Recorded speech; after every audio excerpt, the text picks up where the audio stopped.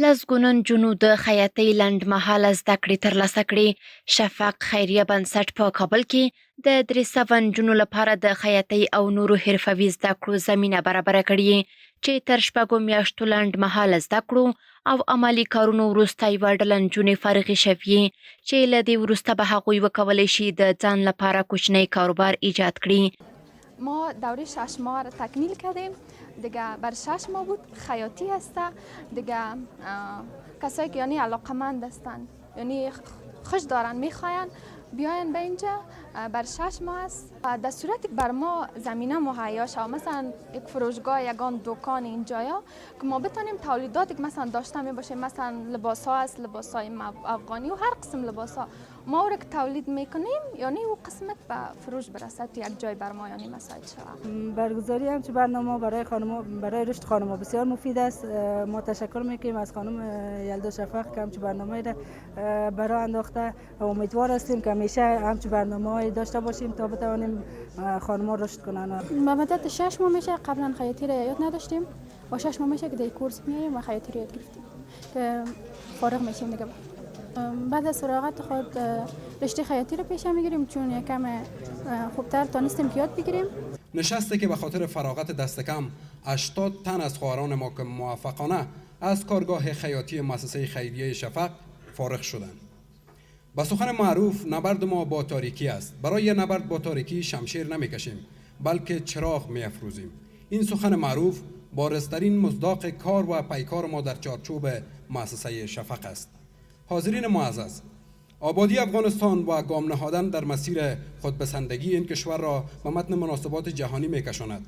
پس همه برای یک کشور مرفه، مترقی و آباد و پیوسته تلاش کنیم. باراندازی برنامه‌های آموزشی، فقر زدایی و توانمندی اقتصادی در کنار ملت و مردم خود قرار بگیرد. از بعد تأسیس مؤسسه تا 1 سال گذشته از هیچ تلاش و از هیچ فرصتی برای ارائه خدمت به مردم خود دریغ نکردیم. د صنعت او سوداګرۍ د خونې مسؤلینو وویل چې میرمنو ته به د حرفوي زده کړو او کاري فرصتونو په برابرولو کې همکاري وکړي. امروز محصولیت‌ها متوجه فرد ما و شما هست که به شکلی از اشکال ما بتانیم دست هموطنان ما را بگیریم، چی در راستایی که مثل مؤسسه محترم شفق و همکارانشان که امروز دانستین 80 تن از خواهران ما را حرفه‌ای و آموزش خیاطی را برشان دادیم.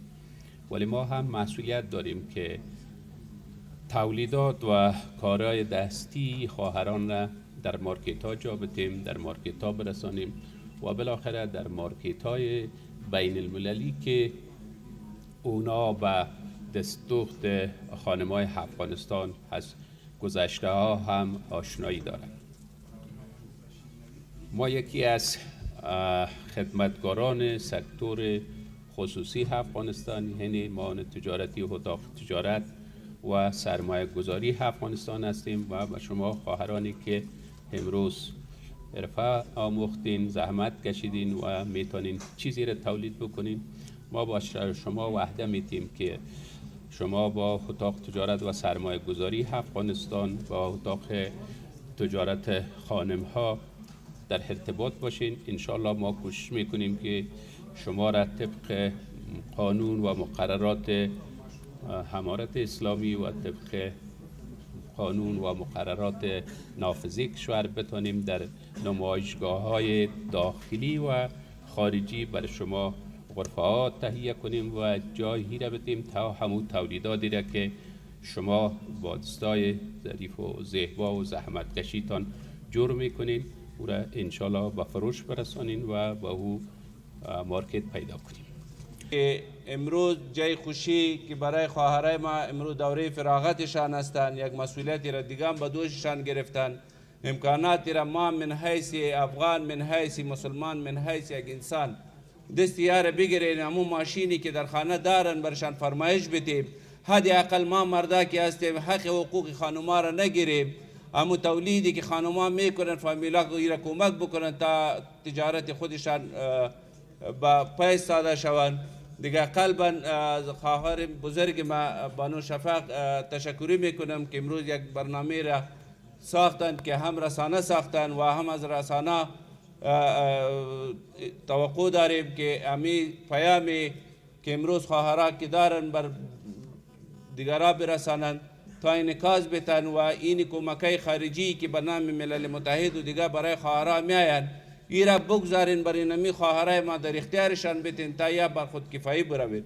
ما فرصتهای بسیار خوبی داریم، از این باید استفاده از این شد. تنها این نمیتوانند، ما زراعت میتونیم که مثلا ماسر داشت تمام شود، در تجارت میتونن همی خواهرها ماسر تمام شود که خوب نمونهش مثلا زعفران است که هم زراعت است تجارت. د دغو مراسمو ګډونوالو همدارنګه وویل چې د کورنیو د اقتصادي پیاوړتیا لپاره دا ډول روزنیز پروګرامونه ګټور دي او باید د ښځینه‌و لپاره هم د زده کړې او کار کولو زمینه برابره شي.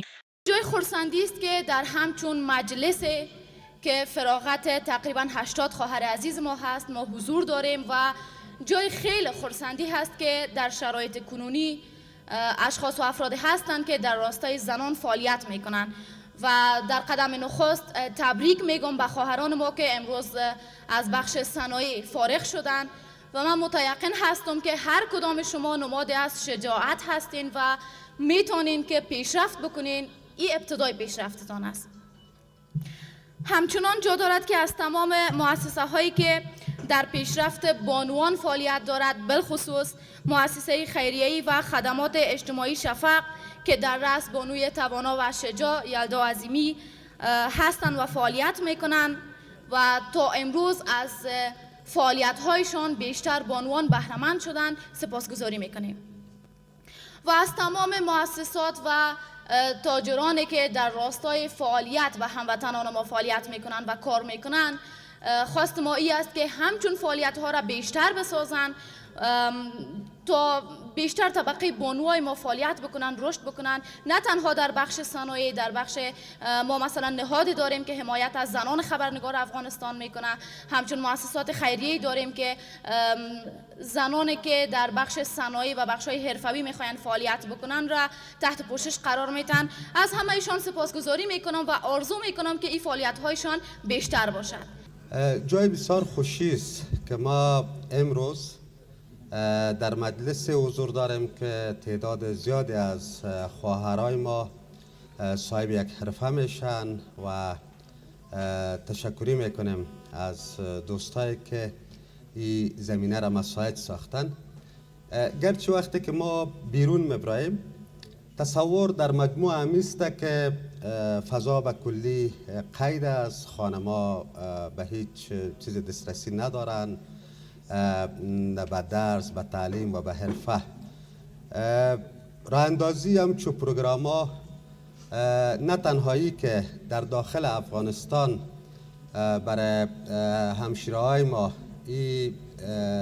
و خواهران ما این امید به وجود میاره، در بیرون هم تصوری که از بین میره و یک امید به همه مردم افغانستان به وجود میاره و امیدوار هستم که با راه اندازی همچون برنامه ها زمینه کار، حرفه و تحصیل برای همه خواهرای ما که به یک نحو محروم هستند مساعد شود و از امارت اسلامی هم سپاسگزاری میکنیم که با در نظر گرفتن ارزش هایی که او برای همه ما مهم است، ارزش های اسلامی و ارزش های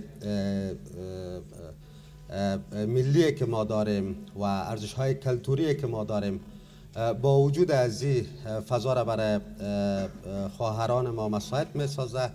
انشالله که روند دوام پیدا کنه و ما هم به نوبه خود از آدرس خود هر آنچه در این راستا بتانیم در قسمت رشد از این روند و در انکشاف از این و در انعکاس از این ما دریغ نمی کنیم.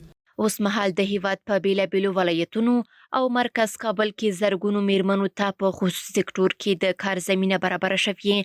همدارنګه دوی ته په کورونو کې د کوچنیو کاروبارونو د ترسره کولو په برخه کې یو شمیر بنسټونه فعالیت کوي چې د ډېرې بې سرپرستو میرمنو لپاره یې کاري فرصتونه رامنځته کړي دي.